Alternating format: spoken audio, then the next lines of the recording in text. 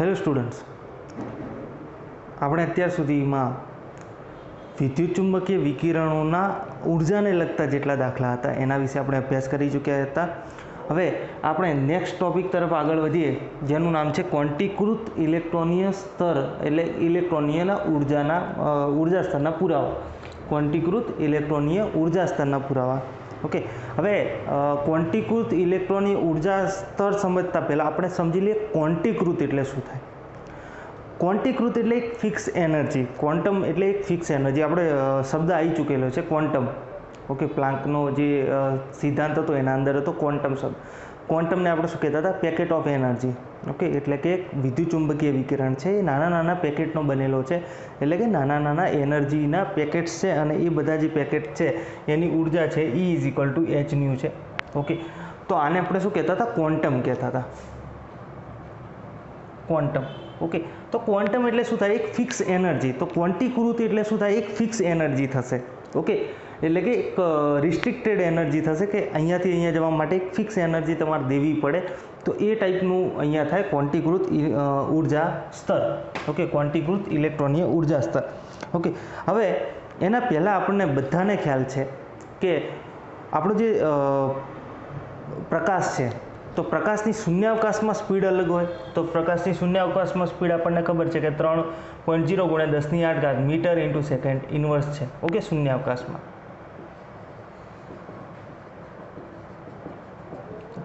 પણ જેમ જેમ માધ્યમ બદલાશે એમ એમ શું થશે? જે ગતિ છે, ગતિ પણ બદલાય. ઓકે, માધ્યમ બદલાય તો ગતિ પણ બદલાય. ઓકે, માધ્યમ બદલાય તો ગતિ પણ બદલાય.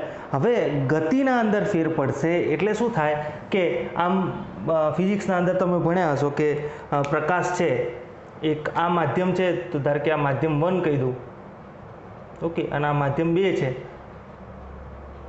ઓકે, અને આ રીતે કોઈ કિરણ આવતું હોય તો એ આ ધારો કે આ લંબ છે. ઓકે, આ ધારો કે આ બે માધ્યમો વચ્ચેનો લંબ છે, તો એ કિરણ કાં તો લંબ તરફ વાંકું વળે કાં તો લંબથી દૂર જાય. ઓકે, તો મોસ્ટ પ્રોબેબલી આના અંદર શું હોય કે આ માધ્યમ આછું હોય અને આ માધ્યમ ઘટ હોય, એટલે આ એક ઘટ માધ્યમમાં જો પ્રવેશતું હોય તો લંબ તરફ વાંકું વળતું હતું, અને આપણે એને એવું કહેતા હતા આ રીતે કે લંબ તરફ આમ વાંકું વળે. રિયલમાં જવું જોઈતું હતું, આ બાજુ જવું જોઈતું હતું આમ સીધું, પણ એ લંબ તરફ વાંકું વળતું હતું. એ રીતે જો માધ્યમ કોઈ ઘટમાંથી પતળા માધ્યમમાં આવતું હોય તો એ લંબથી દૂર જતું હતું. ઓકે, એ રીતનું હતું. ઓકે, હવે અહીંયા શું થાય છે કે આપણો જે સફેદ પ્રકાશ છે એ દરેકે દરેક તરંગ લંબાઈ, સફેદ પ્રકાશ છે આપણને ખબર છે કે દ્રશ્યમાન પ્રકાશની દ્રશ્યમાન વિસ્તારની દરેક તરંગ લંબાઈનું સમાવેશ કરે છે. દ્રશ્યમાન પ્રકાશની દરેક તરંગ લંબાઈનો સમાવેશ કરે. ઓકે, હવે આ જે દ્રશ્યમાન પ્રકાશ છે એની દરેક તરંગ લંબાઈનો સમાવેશ કરે તો શું થાય કે આને જ્યારે સફેદ પ્રકાશને કોઈ માધ્યમમાંથી પસાર કરવામાં આવે, એટલે આપણે એને પ્રિઝમમાંથી પસાર કરીએ. ઓકે, ત્રિપાર્શ્વ શબ્દ આપ્યો છે ગુજરાતીમાં પ્રિઝમ માટે.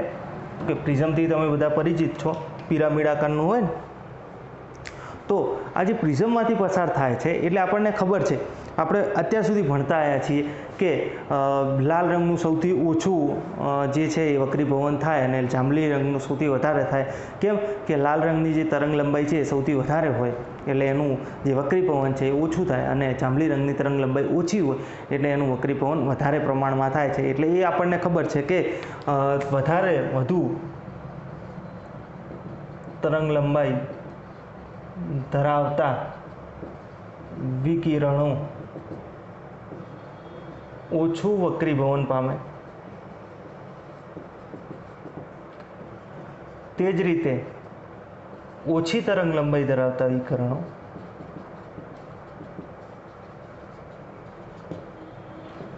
વિકિરણો વધુ વક્રીભવન પામે.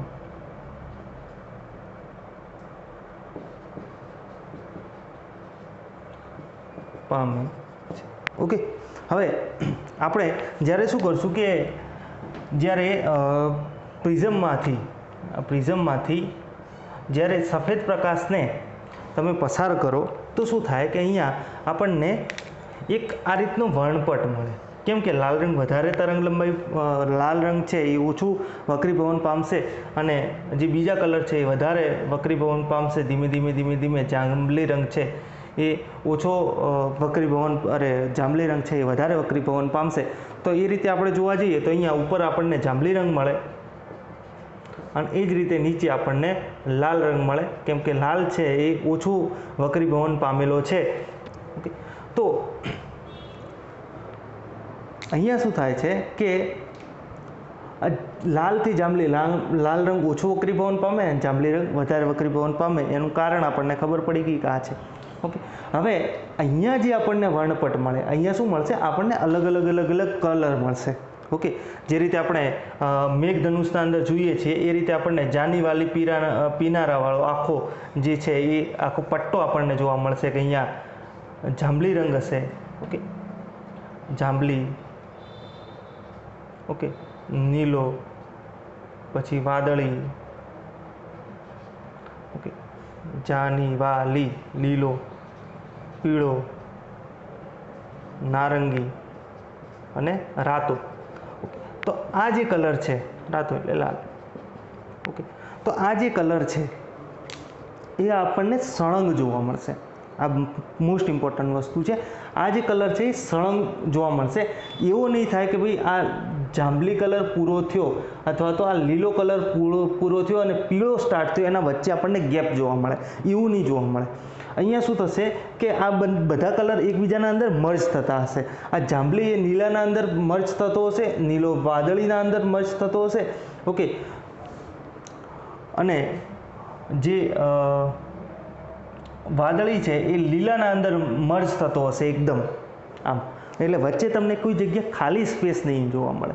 એટલે આટલાથી લઈને આટલા સુધી આપણને કોઈ જગ્યાએ ખાલી સ્પેસ નહીં જોવા મળે. તમે મેઘધનુષ પણ જોયું હશે, એના અંદર તમને એ આખું સળંગ જોવા મળે છે. જે આખા જે કલર્સ છે એ તમને આવા આખા સળંગ જોવા મળે. આના અંદર કોઈ જગ્યાએ વચ્ચે તમને વ્હાઇટ અથવા તો બ્લેક કલરની કોઈ પટ્ટી જોવા ના મળે. એ કલર છે એ એકબીજાના અંદર સતત મર્જ થતા હશે. કેમકે જો લાલ ને એક્ઝેક્ટલી શું છે કે લાલ ને પીળો આ બે કલર છે મેઇન, એ મર્જ થવાનું જે ડ્યુરેશન છે એના વચ્ચે નારંગી રંગ પેદા થાય.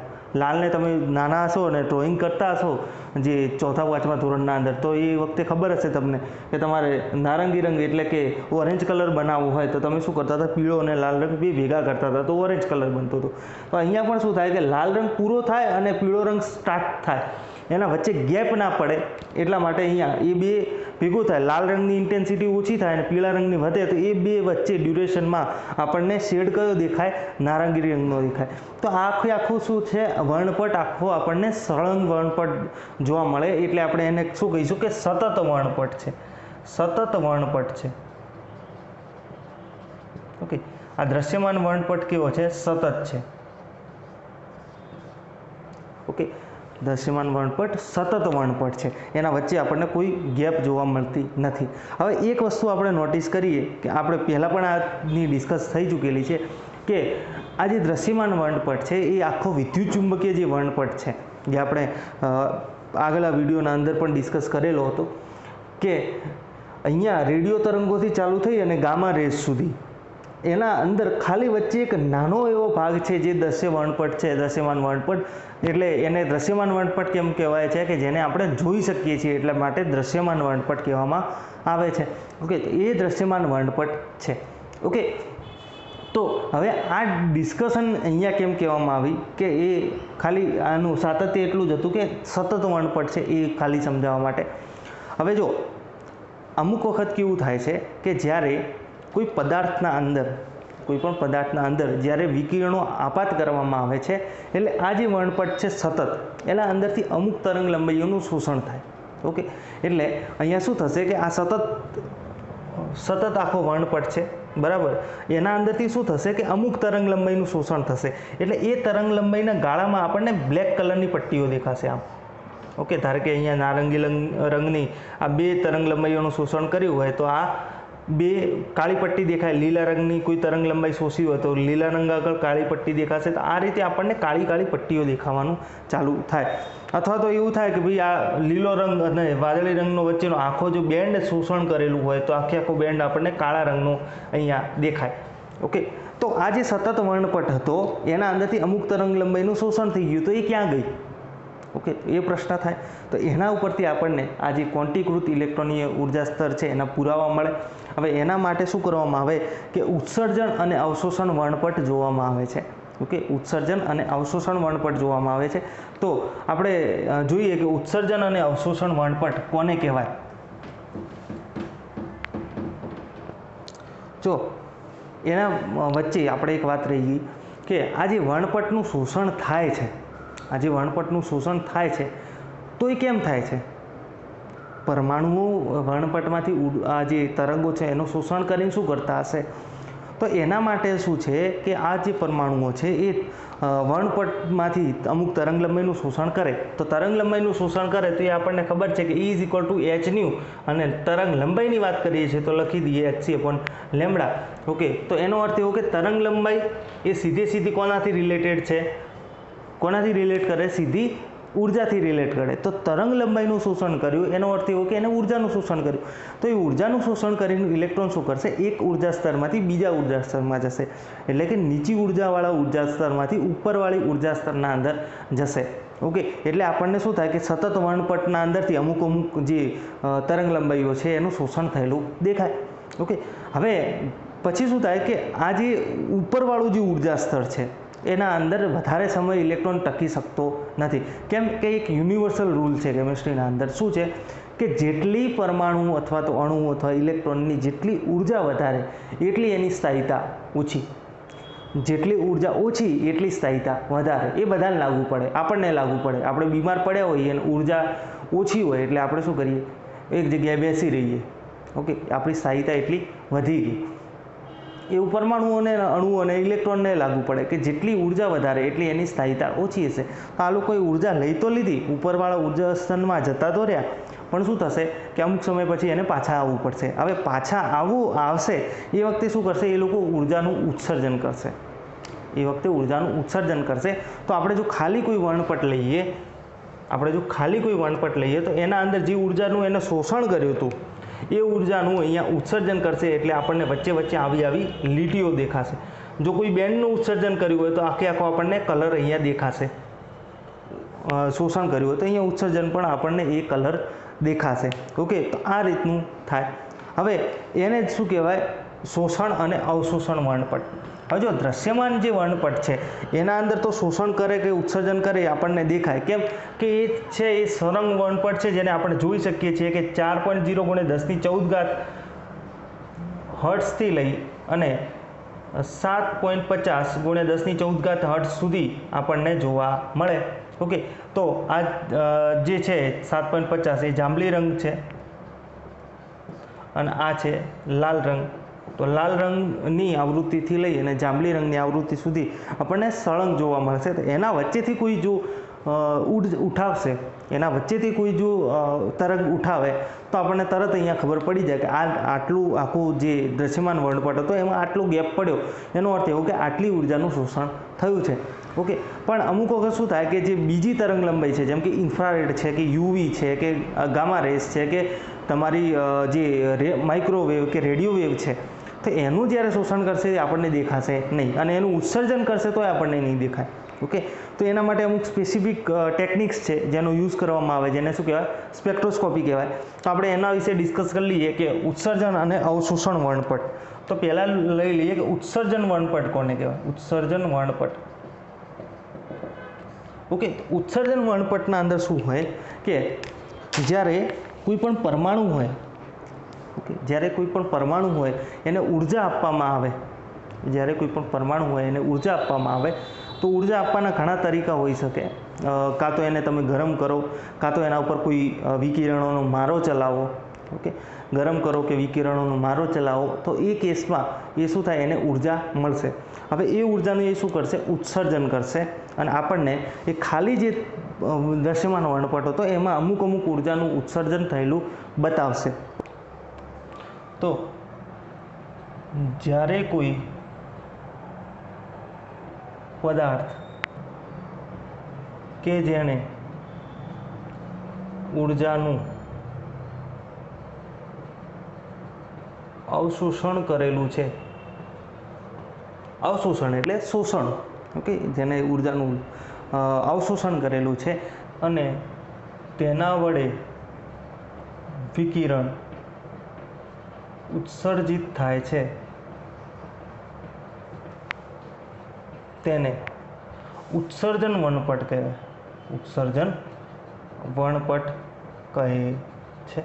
ઓકે, તો કોઈ પદાર્થ, જ્યારે ના લખો ચાલશે, કોઈ પદાર્થ કે જેણે ઉર્જાનું અવશોષણ કરેલું છે અને એના વડે જો વિકિરણ ઉત્સર્જિત થાય છે તો એને શું કહેવાય? ઉત્સર્જન વર્ણપટ કહેવાય. હવે આ જે અવશોષણ છે એ ગમે તે રીતે થઈ શક્યું હોય કે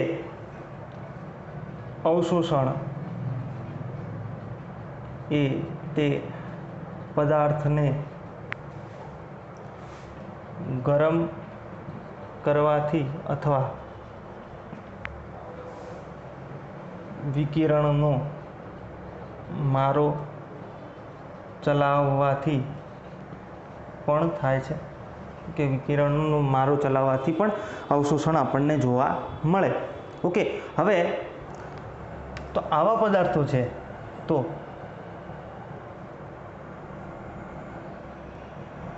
પદાર્થ કે જેણે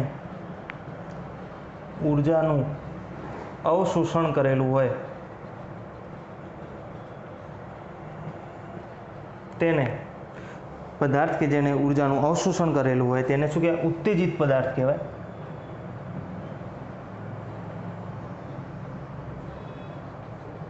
ઉત્તેજિત પદાર્થ કહે છે અથવા તો ઉત્તેજિત પરમાણુ કહે છે, જે હોય. ઓકે, હવે આવા પદાર્થો શું કરે? અમુક ઉર્જાનું ઉત્સર્જન કરે. તો આવા ઉત્તેજિત પદાર્થો અમુક ઉર્જાનું ઉત્સર્જન કરે છે. અમુક ઉર્જાનું શું કરે? ઉત્સર્જન કરે છે. અને અમુક ઉર્જાનું જે ઉત્સર્જન કરે એને શું કરવામાં આવે? નોંધવામાં આવે. તો આવી ઉત્સર્જિત આવા ઉત્સર્જન કરેલા આવી ઉત્સર્જન કરેલી ઉર્જાને નોંધવામાં આવે છે. ઓકે, એટલે આપણને ત્યાં એને રેકોર્ડ કરવામાં આવે કે કેટલી ઉર્જા અને કઈ કઈ તરંગ લંબાઈ અથવા તો કયા કયા આવૃત્તિવાળી જે ઉર્જા છે એને જે છે એને ઉત્સર્જન કર્યું છે એ નોંધવામાં આવે. તો હવે અવશોષણ વર્ણપટ છે એ કેવો છે?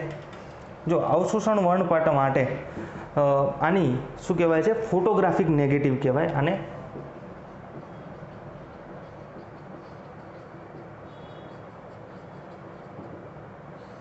અવશોષણ વર્ણપટ એ ઉત્સર્જન વર્ણપટની ફોટોગ્રાફિક નેગેટિવ છે. આપણે એમ લખી શકીએ કે અવશોષણ વર્ણપટ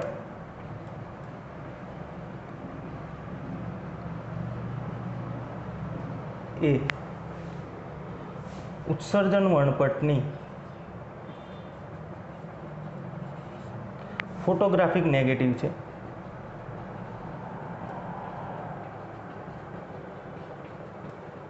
ઓકે, એટલે એનો અર્થ એવો થાય કે ઉત્સર્જન વર્ણપટમાં જે ઉર્જાનું ઉત્સર્જન થયું છે એ જ ઉર્જાનું અહીંયા શું થાય? શોષણ થાય. ઓકે, તો આખો વર્ણપટ લઈએ અને આમાં શું થયું હોય કે પહેલાં અહીંયા અવશોષણ વર્ણપટમાંથી એને જ્યારે ઉર્જા આપાત કરવામાં આવી હોય એટલે એટલી ઉર્જા ઉઠાઈ હોય અને પછી એમાંથી એ રિલીઝ કરે, એટલે આખો વર્ણપટ હોય તો એમાંથી શોષણ પણ કઈ ઉર્જાનું થશે? કે જ્યાં ત્યાં ઉત્સર્જન વર્ણપટના અંદર જે ઉત્સર્જન કરે છે એ જ ઉર્જાનું અહીંયા શું થાય? શોષણ થાય. ઓકે, એટલે કે જેટલા તરંગ લંબાઈઓનું અહીંયા શોષણ થાય એટલાનું પહેલાંમાં ઉત્સર્જન જોવા મળે આપણને. ઓકે, તો નમૂનામાંથી જ્યારે સતત વિકિરણ પસાર કરવામાં આવે છે ત્યારે તેમાં અમુક તરંગ લંબાઈનું શોષણ થાય છે, તેને તો આવા વર્ણપટને અવશોષણ વર્ણપટ કહે, અવશોષણ વર્ણપટ કહે છે.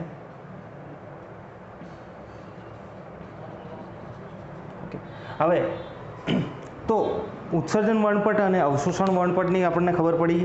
હવે આપણે જોઈએ કે એનું અભ્યાસ જે છે એ આપણે એક આકૃતિ દ્વારા સમજીએ કે શું કહેવા માગે છે કે આ કોઈ નમૂનો હોય, ઓકે, આ કોઈ નમૂનો હોય અથવા તો પરમાણુ હોય ઉત્તેજિત અવસ્થાનો, એના અંદરથી કોઈ પરમાણુનું અહીંયા શોષણ અરે ઉત્સર્જન થતું હોય અને એના અંદર અહીંયા આપણે એક ફિલ્ટર લગાવી દઈએ અને એ જે છે એને આપણે પ્રિઝમમાંથી પસાર કરીએ તો આપણને કંઈક આ રીતને જોવા મળે.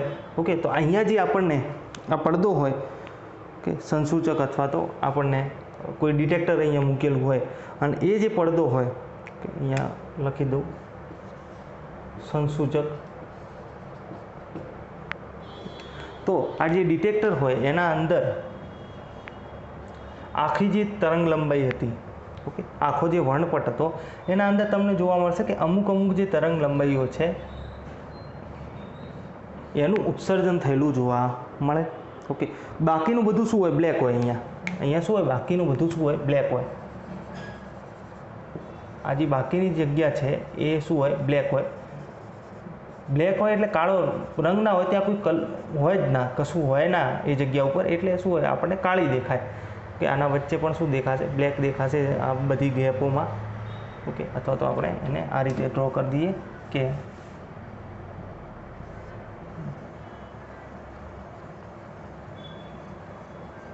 આખો જે વર્ણપટનો બેન્ડ હોય, ઓકે, એના અંદર અમુક જગ્યાએ આ રીતની તરંગ લંબાઈઓ દેખાશે. ઓકે, અને આને શું કહેવાય? ઉત્સર્જન વર્ણપટ કહેવાય. ઉત્સર્જન વર્ણપટ કહેવાય. ઓકે, અને એવું ને એવું ધારે કે આપણે જોવા જઈએ કોઈ કે અહીંયા કોઈ સફેદ પ્રકાશનો સ્ત્રોત મૂકી દીધો અને એ જે સફેદ લાઇટ છે એને કોઈ નમૂનામાંથી પસાર કરવામાં આવે અને એ પછી આ નમૂનામાંથી પસાર કરવામાં આવે. અહીંયા શું હતું કે સેલ્ફ એ પહેલાંથી પદાર્થ ઉત્સર્જિત થયેલો હતો અને એમાંથી વિકિરણો નીકળતા હતા અને એને આપણે નોટ કર્યા કે ભાઈ આટલી તરંગ લંબાઈઓ છે એ નીકળે છે. અહીંયા સુધી કે કોઈ સફેદ પ્રકાશ છે એને નમૂનામાંથી પસાર કરવામાં આવે અને અહીંયા આપણે કોઈ ફિલ્ટર જેવું લગાવી દઈએ અથવા તો પડદો, અને એને જો પ્રિઝમમાંથી પસાર કરવામાં આવે તો આપણને દેખાશે કે અહીંયા જે સંસૂચક પર જે પડદો મળે એના અંદર કેવું થશે કે આ બધી જ તરંગ લંબાઈઓ, બધા જ જે કલર્સ છે એ હાજર હશે. આના ઉપર જાનીવાલી પીનાર આખો દ્રશ્યમાન વર્ણપટ છે એ હાજર હશે, પણ આ જે છે કલર અહીંયા જે ઉત્સર્જન થતું હતું એ જ જગ્યાએ અહીંયા શું થશે?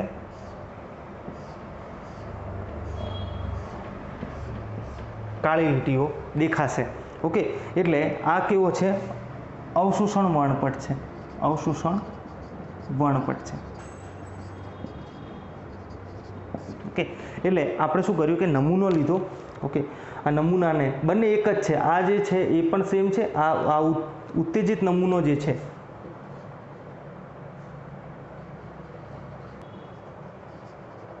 એ પણ સેમ છે, આ પણ સેમ છે. ઓકે, તો ઉત્તેજિત નમૂનાના અંદર એટલે આપણે નહોતું કીધું કે આ જે કેવી છે? ફોટોગ્રાફિક નેગેટિવ જેવી છે. અહીંયા જે તરંગ લંબાઈ બહાર નીકળી એ જ તરંગ લંબાઈ જ્યારે એ નમૂના ઉપર વિકિરણ આપાત કરવામાં આવે ત્યારે એ નમૂના ઉપર એ શોષાય છે. ઓકે, એટલે જે ઉત્તેજિત નમૂનો છે એને પહેલાં બરોબરની જેટલી તરંગ લંબાઈ એને લેવી હતી એટલી આપવામાં આવી અને પછી એ જ્યારે એનું ચેક કરવામાં આવ્યું કે કેટલી તરંગ લંબાઈઓ બહાર નીકળે છે તો આપણને આટલી તરંગ લંબાઈઓ દેખવામાં આવે. એ જ રીતે જ્યારે એ નમૂના ઉપર સફેદ પ્રકાશ આપવામાં આવે એટલે કે એને તરંગ લંબાઈઓ આપવામાં આવે તો એ શું થશે કે આટલી તરંગ લંબાઈઓનું શું કરશે? શોષણ કરશે. ઓકે, આ બે જ વસ્તુ છે. આને શું કરેલું? પહેલાં તરંગ લંબાઈઓ આપવામાં આવેલી છે, ઓકે, અને એના પછી એનું ઉત્સર્જન વર્ણપટ ચેક કરેલો. ઓકે, ડાયરેક્ટ એનું ઉત્સર્જન કયું થાય છે એ જોવા મળેલું. અહીંયા શું કર્યું આપણે, જે તરંગ લંબાઈઓ આપતા જ અહીંયા ચેક કરેલું કે કેટલી તરંગ લંબાઈઓનું શોષણ કરે છે. તો એને શું કહેવાય? અવશોષણ વર્ણપટ કહેવાય. આને શું કહેવાય? ઉત્સર્જન વર્ણપટ કહેવાય. ઓકે, હવે અહીંયા શું થાય કે ઉત્તેજિત નમૂનો એટલે ગમે તે રીતે હોઈ શકે, તે એને ગરમ કરેલો હોય કે ગમે તે રીતે એને ઉત્તેજિત કરેલો હોય શકે. ઓકે, એને કોઈ પણ રીતે ગમે તે રીતે એના અંદર ઉર્જા તમે આપેલી હોય.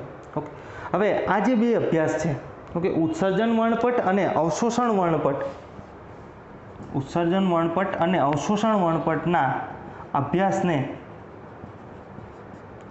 સ્પેક્ટ્રોસ્કોપી કહેવાય.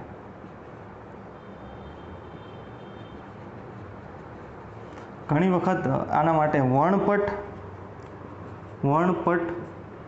દર્શકી શબ્દ વપરાય.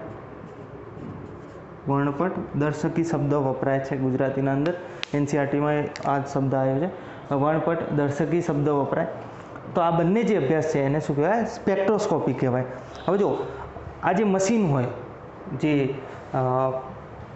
એટોમિક એડસોર્પ્શન સ્પેક્ટ્રોસ્કોપી કહેવાય, એને નામ AES, એટોમિક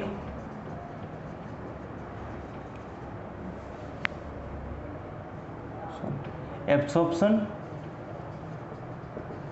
સ્પેક્ટ્રોસ્કોપી. ઓકે, અને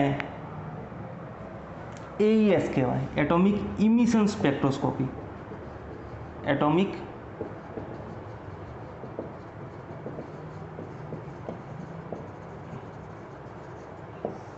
ઓકે, એટોમિક ઇમિશન સ્પેક્ટ્રોસ્કોપી કહેવાય. તો AES અને AESમાં શું થાય કે AESના અંદર ઘણી વખત જો આ જે છે ને AES ને AES એ અનનોન પદાર્થ છે, અનનોન જે કમ્પાઉન્ડ છે એને ચેક કરવા માટે પણ ઉપયોગ કરવામાં આવે. કેમ કે આ જે બંને વર્ણપટ છે, ઉત્સર્જન વર્ણપટ અને અવશોષણ વર્ણપટ, એ કેવા હોય? આપણી ફિંગરપ્રિન્ટ જેવા હોય. કે જેમ દરેક માણસને ફિંગરપ્રિન્ટ યુનિક હોય, એમ અવશોષણ અને ઉત્સર્જન વર્ણપટ એ દરેક પરમાણુ માટે યુનિક હોય. બરાબર? એટલે એનો ઉપયોગ શું થાય કે અનનોન કોઈ પરમાણુ છે એને ચેક કરવા માટે ઉપયોગમાં લેવામાં આવે, કે આ કયો પરમાણુ છે એ જોવા માટે ઉપયોગમાં લેવામાં આવે. બરાબર?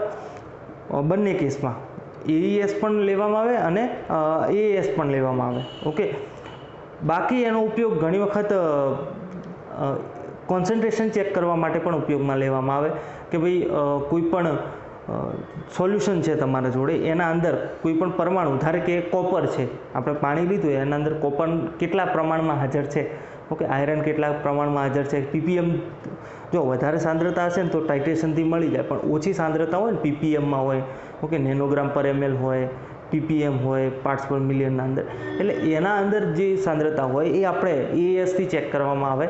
ઓકે, કે એનું જે પહેલાં શું કરવામાં આવે કે એના અંદર કોઈ સ્ટાન્ડર્ડ હોય, આપણે એક ધારો કે 100 ppmનું સ્ટાન્ડર્ડ બનાવ્યું, 10નું બનાવ્યું, 5 ppm, 10 ppm, 15 ppm, 20 ppmનું સ્ટાન્ડર્ડ બનાવ્યું, અને એના અંદરથી મશીનને અંદર ઇન્જેક્ટ કરી અને કહેવામાં આવે, મશીન નોટ કરી લે કે ભાઈ 5 ppm હોય તો આટલું શોષણ થાય, 10 ppm હોય તો આટલું શોષણ થાય, 15 ppm હોય તો આટલું શોષણ થાય. પછી શું કરીએ કે જ્યારે તમે અનનોન સેમ્પલ અંદર નાખો તો એના અંદર જેટલું ઉર્જાનું શોષણ થયું હશે ને એના પરથી મશીન શું કરે? કેલ્ક્યુલેટ કરે કે ભાઈ આનું જે શોષણ છે એ 5 કરતાં વધારે થયું અને 10 કરતાં ઓછું થયું, તો એનું કેલ્ક્યુલેશન કરીને તમને આપે કે ભાઈ આનું જે સાંદ્રતા છે એ 8 ppm છે કે 7.5 ppm છે કે 7 ppm છે કે 6 ppm છે, તો એ કેલ્ક્યુલેશન કરીને તમને ત્યાં આપે. ઓકે, તો એને શું કહેવાય? જે વર્ણપટદર્શી અથવા તો શું કહેવાય? સ્પેક્ટ્રોસ્કોપી કહેવાય. અને બે જાતની સ્પેક્ટ્રોસ્કોપી હોય, AES અને EES. ઓકે, હવે આ જે બે વર્ણપટ છે એને રેખા વર્ણપટ અથવા તો પરમાણ્વીય વર્ણપટ પણ કહેવામાં આવે. રેખા વર્ણપટ અથવા પરમાણ્વીય વર્ણપટ પણ કહેવામાં આવે છે. ઓકે, હવે આપણે એને રેખા ઉત્સર્જન વર્ણપટ અથવા તો રેખા અવશોષણ વર્ણપટ પણ કહેવામાં આવે. અને આ જે બે પદ્ધતિઓ છે એને કમ્બાઈન આપણે રેખા વર્ણપટ અથવા તો પરમાણવી વર્ણપટ કહી શકીએ. ફિંગરપ્રિન્ટ જેવું હોય, દરેક જે પરમાણુ છે એના માટે યુનિક હોય.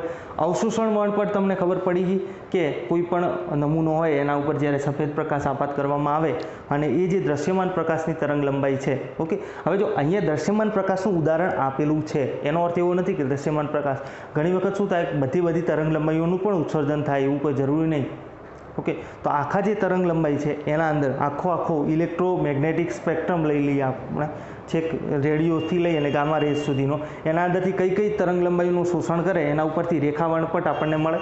ઓકે, અહીંયા આપણે પ્રિઝમથી કઈ ચેક કરી શકીએ, દ્રશ્યમાન વર્ણપટ ચેક કરી શકીએ, કેમ કે આપણને એ વસ્તુ જ દેખાશે કે ભાઈ લીલો કલર અહીંયા ગાયબ છે, અહીંયા પીળા કલરમાં એક કાળી પટ્ટી આવે છે, એટલે એનો અર્થ એવો કે પીળા રંગની એક તરંગ લંબાઈ ગઈ છે. ઓકે, લીલા રંગની એક તરંગ લંબાઈ ગઈ છે કેમ કે વચ્ચે કાળી પટ્ટી આવે છે, બરાબર. લીલો રંગ તો લાલ રંગ તો આખો ગાયબ છે, ત્યાં તો કાળું પટ્ટું આવે છે, તો એનો અર્થ એવો કે લાલ રંગનું બધી ઉર્જાનું શોષણ થયેલું છે, એ આપણને દેખાય એટલા માટે અહીંયા દ્રશ્યમાન વર્ણપટ આપણને આપેલો છે. એ જ રીતે જ્યારે ઉત્તેજિત નમૂનો હશે અને એ જે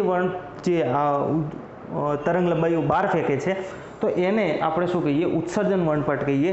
જે એનું શોષણ કરે છે એને આપણે શું કહીએ, અવશોષણ વર્ણપટ કહીએ છીએ. તો અમુક જે પદાર્થો છે એમ બન્સન જે વૈજ્ઞાનિક હતા,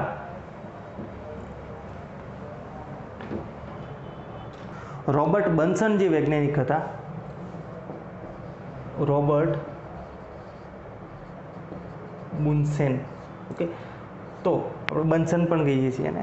તો રોબર્ટ બુન્સેન જે વૈજ્ઞાનિક હતા એમણે શું કર્યું હતું કે જે જુદા અલગ પદાર્થોના મિનરલ એટલે કે ખનિજો હોય એના અંદર સ્પેક્ટ્રોસ્કોપીનો ઉપયોગ કરીને એમણે સૌપ્રથમ અમુક તત્વોની શોધ કરી હતી, જેમ કે રૂબિડિયમ, સીઝિયમ, ઓકે, પછી indium, thallium, okay, gallium.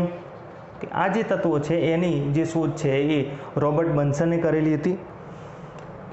Scandium રહી ગયું. તો આ બધા જે તત્વો છે એનું રોબર્ટ બન્સને એના ખનિજોના અંદર આ બધી સ્પેક્ટ્રોસ્કોપી પદ્ધતિથી આ તત્વોની શોધ કરેલી હતી. ઓકે, એ જ રીતે સૂર્યના અંદર હિલિયમ છે, સૂર્યમાં હિલિયમની શોધ પણ આપણે સ્પેક્ટ્રોસ્કોપીથી મળેલી હતી. સ્પેક્ટ્રોસ્કોપી પદ્ધતિ દ્વારા કરવામાં આવેલી હતી. ઓકે, સૂર્યના કિરણો છે એના અંદર હિલિયમની જે છે એનો પણ શોધ આપણને, એટલે કે સૂર્ય છે એના અંદર હિલિયમની શોધ પણ આપણે સ્પેક્ટ્રોસ્કોપી પદ્ધતિથી કરવામાં આવેલી હતી. ઓકે, હવે આના પછીનો જે નેક્સ્ટ ટોપિક છે એ છે હાઇડ્રોજન વર્ણપટ.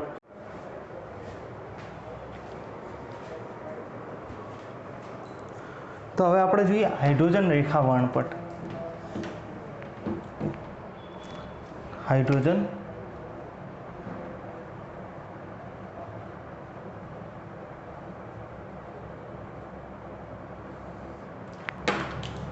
તો હાઇડ્રોજન રેખા વર્ણપટ. તો એમાં શું થયું કે ભાઈ જ્યારે વાયુમય હાઇડ્રોજનમાંથી વિદ્યુત વિભાર પસાર કરવામાં આવે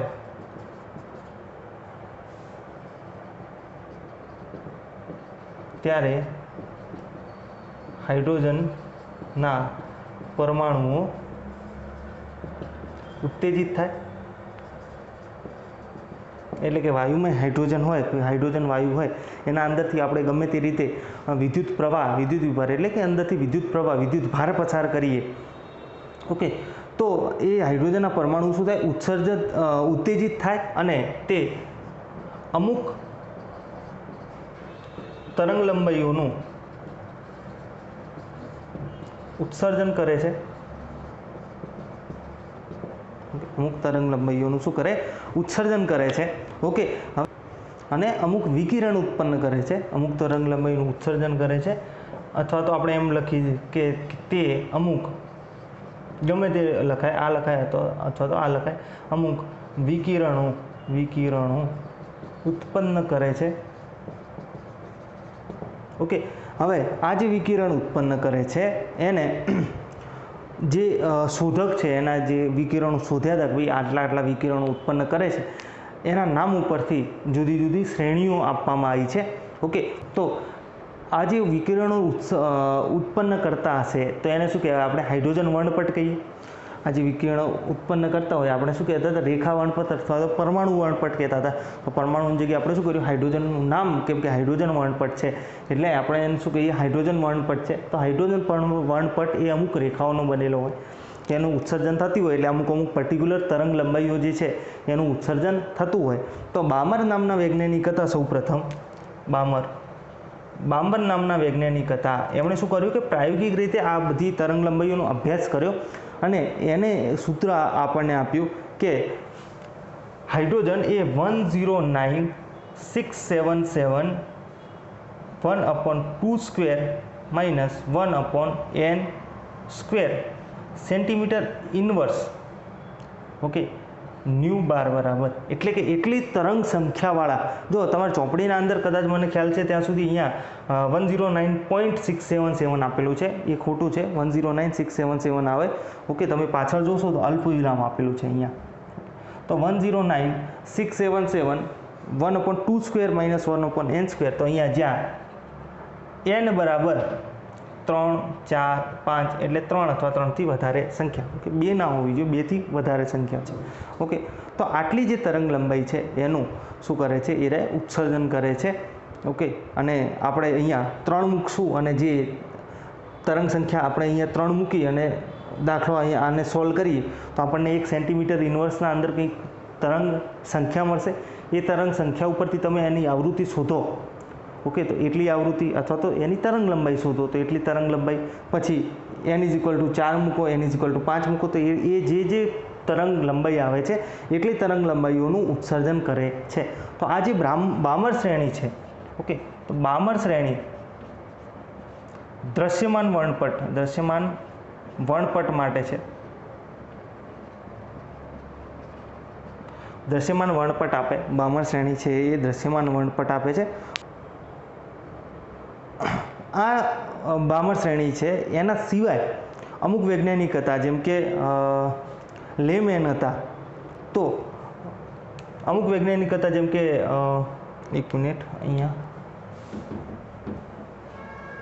કે એમણે તો બામરે તો આપી જ દીધું હતું. એટલે ટૂંકમાં શું હતું કે લાયમેન હતા, બામર હતા, પાશ્ચન હતા, ઓકે, બ્રેકેટ હતા અને ફુંડ હતા. તો લાયમેન, બામર, પાશ્ચન, બ્રેકેટ અને ફુંડ, તો એ બધાએ પોતાની અલગ અલગ જે છે એ ન્યૂ બારની વેલ્યુ તમને આપી હતી. ઓકે, તો સૌ પહેલાં શું હતા? બામર હતા, જેણે ન્યૂ બાર = 109,677 1/2² - 1/n² સેન્ટીમીટર ઇનવર્સ આપ્યું હતું, જ્યાં n બરાબર 3, 4, 5. ઓકે, એટલે 3 અથવા 3થી વધારે. પછી લેમેન હતા. ઓકે, એમણે શું કર્યું કે આ જ સૂત્ર 677 એમણે એમની રીતે ગણીને આપ્યું કે 1/1² સેન્ટીમીટર ઇનવર્સ, જ્યાં n બરાબર શું છે? 2, 3, 4, 5 એ રીતે. ઓકે, પછી પાશ્ચન હતા. એમણે શું કર્યું કે ન્યૂ બાર = 109,677 1/3² - 1/n² સેન્ટીમીટર ઇનવર્સ આપ્યું. ઓકે, જ્યાં n બરાબર 4, 5, 6. ઓકે, અહીંયા જે લીધો હોય n કરતાં વધારે. બ્રેકેટ હતા. એમણે શું કર્યું? ન્યૂ બાર = 109,677 1/4² - 1/n² સેન્ટીમીટર ઇનવર્સ, જ્યાં n બરાબર શું થશે? 4 છે એટલે 5, 6, 7 એ રીતે. ફુંડ જે હતા એમણે શું કર્યું? ન્યૂ બાર = 109,677 એમણે પણ એ જ આપ્યું કે 1/5² - 1/n² આપ્યું સેન્ટીમીટર ઇનવર્સ, જ્યાં n બરાબર 6, 7, 8 એ રીતે. ઓકે, તો આ જે બધા વૈજ્ઞાનિક હતા એ બધાએ પોતાની બધી શ્રેણીઓ આપી. તો આ જે બધી શ્રેણી છે એને શું કહેવાય? ધારો કે લાયમેન શ્રેણી, બામર શ્રેણી, પાશ્ચન શ્રેણી, બ્રેકેટ શ્રેણી અને ફુંડ શ્રેણી નામથી ઓળખવામાં આવે. ઓકે, હવે અહીંયા આ શું થાય છે કે આ જે લાયમેન શ્રેણી છે એ યુવી રેઝ માટે હોય છે. યુવી એટલે અલ્ટ્રાવાયોલેટ, જેને આપણે પાર જાંબલી કહીએ છીએ, પાર જાંબલી પ્રકાશ. બ્રેકેટ છે એ દ્રશ્ય પ્રકાશ, ઓકે, એટલા માટે બામર છે એ દ્રશ્ય પ્રકાશ માટે હોય એટલા માટે તો બામરે સૌથી પહેલાં શોધી હતી. કેમ કે એ દેખીતી હતી, આપણને ચોખ્ખું દેખાતું હતું દ્રશ્યમાન પ્રકાશના અંદર. પાસ્ચન જે છે આ ત્રણ જે છે એ ઇન્ફ્રારેડ માટે, ઇન્ફ્રારેડ એટલે કે IR, જેને શું કહેવાય પાર રક્ત પ્રકાશ કહેવાય છે, એની શ્રેણીઓ આપણને જોવા મળે. ઓકે, હવે આ કઈ રીતે જોવા મળે કે જ્યારે આ શક્તિ સ્તર હોય ત્યારે કે અહીંયા n=1 આપણે લઈએ, n=2 લઈએ, n=3 લઈએ, n=4, n=5. ઓકે, તો આ રીતના જે શક્તિ સ્તર લઈએ એના અંદર શું હોય કે અહીંયા જો આમાં કેવું હોય કે આ જે n=1 છે જે નીચું હોય એ ઓછું ઉર્જાવાળું શક્તિ સ્તર હોય. ઓકે, તો અહીંયા જે ઇલેક્ટ્રોન હશે એની ઉર્જા ઓછી હશે, એનથી વધારે આમાં હશે, એનથી વધારે આમાં હશે, એનથી વધારે આમાં હશે, એનથી વધારે આમાં હશે. ઓકે, તો અહીંયા જે ઇલેક્ટ્રોન હોય એને 2માં જવું હોય, n=2માં જવું હોય તો કંઈક ઉર્જા આપવી પડે.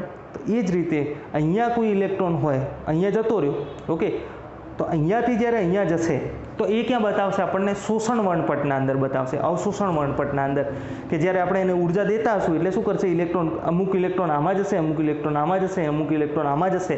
તો એ રીતે આપણને જુદી જુદી તરંગ લંબાઈઓ શોષેલી દેખવા મળશે. આપણે કોઈ જો એક જ હાઇડ્રોજન માટે વાત કરીએ છીએ તો આપણે કોઈ હાઇડ્રોજનના એક જ પરમાણુ પકડીને જો એને ઉર્જા આપીએ તો આપણને એક જ શ્રેણી જોવા મળે. કાં તો એનો એક જ ઇલેક્ટ્રોન છે હાઇડ્રોજન જોડે, તો કાં તો એ n=1 to n=2માં ગયો હોય, કાં તો એ પહેલાંથી ત્રીજામાં ગયો હોય, ત્રીજાથી ચોથામાં, પહેલાંથી ચોથામાં ગયો હોય. તો આની જે ગેપ છે, શક્તિ ગેપ, એ પ્રમાણેની ઉર્જા આપણને જોવા મળે. તો આપણને એક જ લાઈન જોવા મળે. પણ આપણે એક પરમાણુની ઉર્જા નથી આપતા, એ આખો નમૂનો એના અંદર ઢગલો પરમાણુ હોય, ઓકે, લાખો કરોડો પરમાણુ હોય. તો એ જે પરમાણુ છે એના દરેક ઇલેક્ટ્રોન દરેક અમુક જશે. એમાંથી 50 ઇલેક્ટ્રોન એવા હશે જે આમાંથી આમાં ગયા હશે, અમુક 500 ઇલેક્ટ્રોન એવા હશે કે જે n=1 to n=2માં ગયા હશે, 3માં ગયા હશે. તો એ રીતે આપણને જોવા મળે. બરાબર, અવશોષણ વર્ણપટની વાત છે. તો એ જ રીતે જ્યારે એ એક વખતનું એને ઉર્જા આપી દીધી છે, આપણે શું કરીએ છીએ સ્ટાર્ટિંગમાં કે ભાઈ હાઇડ્રોજનનો કોઈ નમૂનો હતો વાયુમય, એને આપણે શું કર્યું? વિદ્યુત વિભાર આપ્યો હતો અને એના અંદરથી પછી આપણને ઉત્સર્જન વર્ણપટ મળ્યો હતો. તો જ્યારે આપણે એને વિદ્યુત વિભાર આપ્યો હતો એટલે એ શું થશે કે અમુક જે ઇલેક્ટ્રોન હતા હાઇડ્રોજનના એ અમુક જે આમાં પહોંચ્યા હશે, ઉર્જા લઈ અને એ બધા ઉપરના જે શક્તિ સ્તર છે એના અંદર પહોંચ્યા હશે. અમુક ઇલેક્ટ્રોન 2માં હશે, અમુક ઇલેક્ટ્રોન 3માં હશે, અમુક ઇલેક્ટ્રોન 4માં હશે, અમુક ઇલેક્ટ્રોન 5માં હશે, અમુક ઇલેક્ટ્રોન આગળ હશે. ઓકે, તો એ જ્યારે એનું ઓરિજિનલ જે ગ્રાઉન્ડ સ્વરૂપ છે, જે એની ધરા અવસ્થા જે કહેવાય, જે એની પોતાની જે નોર્મલ સ્ટેટ હોય ને એને શું કહેવાય? ધરા અવસ્થા કહેવાય. ધરા અવસ્થામાં ક્યાં હોય? n=1માં હોય. ધરા અવસ્થામાં ક્યાં હોય? n=1માં હોય. તો આ બધા એનર્જી લઈને પહોંચી તો ગયા, પણ એને શું કરવું પડે? ત્યાં જઈને તો એ કેવા થઈ ગયા? અનસ્ટેબલ થઈ ગયા. આપણે થોડી વાર પહેલાં વાત કરી કે ભાઈ જેટલી ઉર્જા વધારે હશે એટલા કેટલા હશે? એ અનસ્ટેબલ હશે. ઓકે, તો એને સ્ટેબલ થવા માટે શું કરવું પડશે? પાછા જમીન ઉપર આવવું પડશે. ઓકે, હવા મૂળ્યા બરાબર ના, પણ એને પાછા સ્ટેબલ થવા માટે જમીન ઉપર તો આવવું પડશે. હવે જમીન ઉપર જો આવવું હશે, અહીંયા 5માંથી 1માં આવવું હશે, તો એને શું કરવું પડશે? જેટલી ઉર્જા લીધી હશે એનું ઉત્સર્જન કરવું પડશે. અને એ આપણને ક્યાં દેખાશે? અવશોષણ વર્ણપટના, ઉત્સર્જન વર્ણપટના અંદર દેખાશે. અને આ લાયમન, બ્રાહ્મણ, પાસ્ચન, બ્રેકેટ ને ફુંડ શ્રેણી આપણને જોવા મળે. એટલે અહીંયા શું થાય કે n=1 to 2 થી 1માં આવ્યું છે તો એ દેખાશે, 3 થી 1માં આવ્યું છે એ દેખાશે, ઓકે, 4 થી 1માં આવ્યું છે એ આપણને જોવા મળે, 5 થી 1માં આવ્યું છે તો એ જોવા મળે. અને આ જે બધી તરંગ લંબાઈઓ છે એ કયામાં હશે? આ કઈ શ્રેણીની છે? લાયમન શ્રેણીની છે. લાયમન શ્રેણીમાં દેખાશે અને એ કેવી હશે? UV પ્રકાશની હશે. ઓકે, એ જ રીતે 3 to 2માં આવ્યું હશે તો આપણને લાલ રંગ દેખાય. ઓકે, એ રીતે 4 to 2માં આવ્યું હોય, 5 to 2માં આવ્યું હોય તો એ પ્રમાણે એનાથી એનાથી વધારે. જો લાલ રંગની સૌથી ઓછી શું છે? ઉર્જા છે. એટલે 2, 3, 3માં અહીંયા એક જ સ્ટેપમાં ખાલી લાલ રંગ બતાવ્યો કેમ કે ઉર્જા એની કેવી છે? ઓછી છે. ઓકે, કેમ કે એની આવૃત્તિ આવૃત્તિ ઓછી છે તો ઉર્જા એની કેવી હોય? ઓછી હોય. તરંગ લંબાઈ વધારે છે તો આવૃત્તિ ઓછી હોય, ઉર્જા કેવી હોય? ઓછી હોય. ઓકે, તો અહીંયા એ રીતે આપણે જોવા જઈએ તો લીલો, ઓકે, વાદળી અહીંયા બતાવશે. આના અંદર શું બતાવે? વાદળી બતાવે. એ રીતે પછી આગળ 6 to 2 આવે તો એ અહીંયા શું બતાવે, જાંબલી પ્રકાશ બતાવે. ઓકે, તો એ રીતે આપણને જોવા મળે. અને આ જે બધી શ્રેણી છે એને શું કહેવાય, બામર શ્રેણી કહેવાય, જે દ્રશ્યમાન પ્રકાશના અંદર જોવા મળે. ઓકે, એ જ રીતે 2 3 4 5, તો એ રીતે કોઈ પણ અહીંયા 5 થી અહીંયા 5 થી 3માં આવે, 4 થી 3માં આવે, કોઈ 6 હોય તો 6 થી 3ના અંદર આવે, તો એ બધી શેમાં આવે, બ્રેકેટ શ્રેણીના અંદર આવશે. ઓકે, એ બધી શેમાં આવશે, સોરી 3 નંબર છે એટલે પાશ્ચન શ્રેણીમાં આવશે. અને કોઈ ચોથા શક્તિ સ્તરમાં આવતું હોય, ઉપરના બધા શક્તિ સ્તરોમાંથી આ શું હોય, સળંગ અનંત સુધી વિસ્તરાયેલું હોય. તમારા ચોપડીના અંદર આ આખો ગ્રાફ આપેલો છે. તો કોઈ ચોથા સુધી આવતું હોય તો એ બ્રેકેટ શ્રેણીમાં આવશે. કોઈ 5મા શક્તિ સ્તર સુધી આવતું હોય તો એ શું આવશે, ફુંડ શ્રેણીના અંદર આવશે. ઓકે, તો હવે આના અંદરથી આપણને એક ક્વેશ્ચન પણ થાય કે જો કોઈ 5માંથી કોઈ 5મા શક્તિ સ્તરથી આપણને પહેલા શક્તિ સ્તર સુધી આવતા હોય તો કેટલી તરંગ લંબાઈઓ મળે, 1 2 3 4 5 6. 5મામાંથી પહેલામાં આવતું હોય તો જો એક તો 5મામાંથી સીધું પહેલામાં આવી શકે તો 1 તરંગ લંબાઈ મળે. પછી 5મામાંથી બીજા સુધી આવે તો 2 મળે. 5મામાંથી ત્રીજા સુધી આવે તો 3 મળે. 5મા સુધી ચોથામાં આવે તો 4 મળે ટોટલ આપણને. ઓકે, 5મા સુધી પહેલામાં આવે, બીજામાં આવે, ઓકે, પછી ત્રીજામાં આવે, ચોથામાં આવે અને 5મામાં આવે, તો આ રીતે 1 મળે. પછી આ જે ચોથામાં આવ્યું એ ડાયરેક્ટ પહેલામાં આવે. ઓકે, પછી ત્રીજામાં આવે અને બીજામાં આવે, ત્રીજામાં આવે. ઓકે, પછી આથી ત્રીજામાં આવ્યું એ ડાયરેક્ટ પહેલામાં આવે, બીજામાં આવે, આ રીતે. તો ટોટલ આપણને આટલી તરંગ લંબાઈઓનું જોવા મળે. ઓકે, એટલે 5મામાં જે ઇલેક્ટ્રોન છે એ સીધો પહેલામાં આવી શકે અને આટલી ઉર્જાનું ઉત્સર્જન કરે. ઓકે, 5મામાંથી પહેલામાં આવે સીધો આટલી ઉર્જાનું ઉત્સર્જન કરે, બરાબર. કાં તો એ 5મામાંથી ચોથામાં આવે ને આટલી ઉર્જાનું ઉત્સર્જન કરે, કાં તો એ 5મામાંથી ત્રીજામાં આવે ને આટલું ઉત્સર્જન કરે, 5મામાંથી ચોથામાં આવે અને એ ઉત્સર્જન કરે. ઓકે, હવે જે ચોથામાં ઇલેક્ટ્રોન છે એ ડાયરેક્ટ આમાં એ પહેલામાં આવે ઉત્સર્જન કરે, ત્રીજામાં આવે, ઓકે, અને ચોથામાંથી ત્રીજામાં આવે, ચોથામાંથી બીજામાં આવે ને ઉત્સર્જન કરે.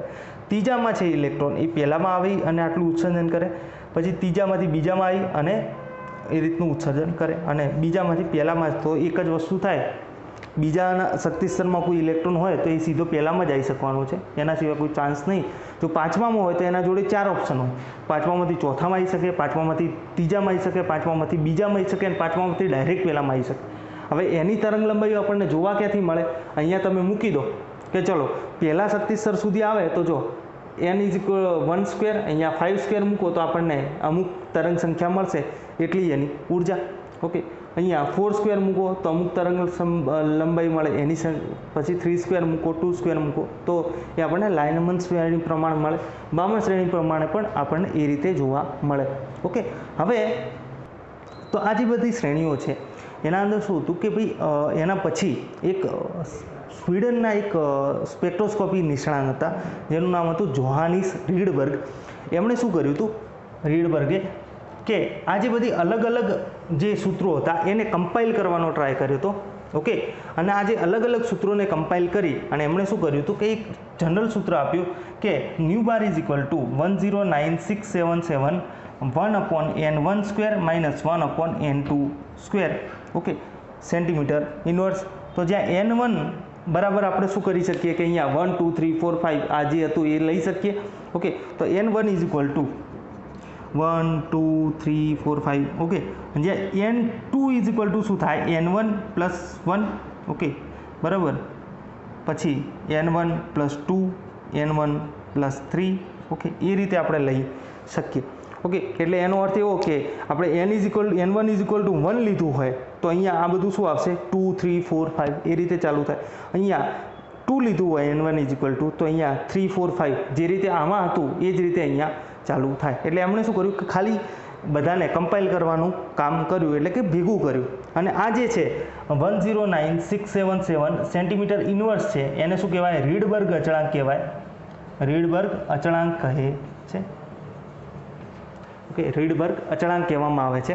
ઓકે, હવે તો આના ઉપરથી આપણે શોધી શકીએ કે ભાઈ કોઈ પણ જે હાઇડ્રોજનના અંદર કોઈ પણ ધારો કે 7મા શક્તિ સ્તરથી પહેલા શક્તિ સ્તરમાં કોઈ આવ્યો હોય પરમાણુ અને કેટલી ઉર્જા ઉત્પન્ન કરશે અથવા તો એની તરંગ લંબાઈ અથવા તો આવૃત્તિ કેટલી હશે એનું આપણે આના અંદરથી શોધી શકીએ. ઓકે, હવે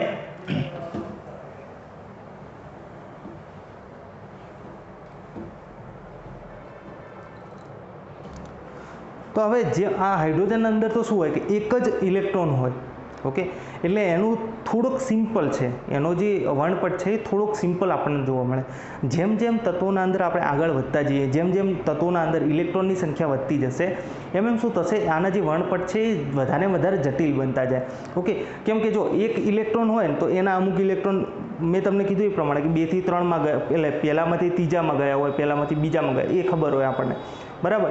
પણ જે બીજા તત્વો છે ને એના જે ઇલેક્ટ્રોન છે એ ઓલરેડી ધરાવસ્થામાં જ અમુક શક્તિ સ્તરમાં આપણને જોવા મળે કે ભાઈ એના અમુક ઇલેક્ટ્રોન ધરાવસ્થામાં n=1 માં હોય, અમુક n=3 માં હોય. ઓકે, જે તમે આગળ જોશો. ઓકે, તો ધારો કે સોડિયમની વાત કરું તો એના 11 જે ઇલેક્ટ્રોન હોય એ બધા શક્તિ સ્તરના અંદર એને જોડે કોઈ ઉર્જા ના હોય અને એ એમનેમ હોય, એની ગ્રાઉન્ડ સ્ટેટમાં હોય, ધરાવસ્થામાં હોય. ઓકે, તો પણ એના જે ઇલેક્ટ્રોન છે એ અલગ શક્તિ સ્તરમાં આપણને જોવા મળે. પણ જ્યારે એને તમે ઉત્તેજિત કરો, બરાબર, તો આ જે ઇલેક્ટ્રોન છે એ પોતપોતાની રીતે મૂવમેન્ટ કરશે, એનાથી ઉપરના શક્તિ સ્તરમાં જશે, અમુક એક શક્તિ સ્તરનો કૂદકો મારશે, અમુક 2 શક્તિ સ્તરનો કૂદકો મારશે. તો એ પ્રમાણે આપણને એક જ પરમાણુના અંદર ઘણી બધી રેખાઓ જોવા મળશે. 11 ઇલેક્ટ્રોન એટલે મિનિમમ 11 રેખા તો આપણને જોવા મળે જ. ઓકે, તો એવા હજારો અને લાખો પરમાણુઓની કેટલી બધી રેખાઓ ભેગી થાય. તો જેમ જેમ આગળ પરમાણુ જાય એમ કેવા થાય, આ બધા જે વર્ણપટ છે એ વધારે જટિલ બનતા જાય. ઓકે, તો અહીંયા જે આ વર્ણપટ છે એની 2 લાક્ષણિકતા છે. એક તો શું છે કે દરેક પરમાણુ, ઓકે, અથવા તો દરેક તત્વ માટેનું, દરેક તત્વનું રેખા વર્ણપટ અદ્વિતીય હોય છે. ઓકે, બીજું જે છે એ કેવું છે કે તત્વના રેખા વર્ણપટમાં અમુક સામ્યતા જોવા મળે.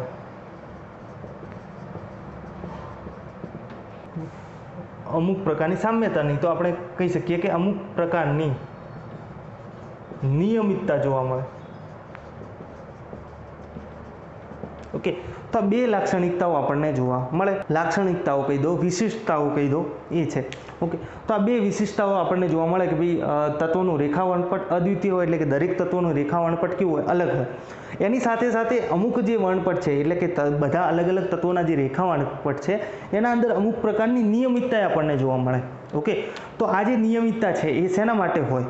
ઓકે, એનું આપણે આગળના અંદર ડિસ્કસ કરશું, આગળના ભાગના અંદર, કે ભાઈ આ જે નિયમિતતાઓ છે એ કેમ આવી.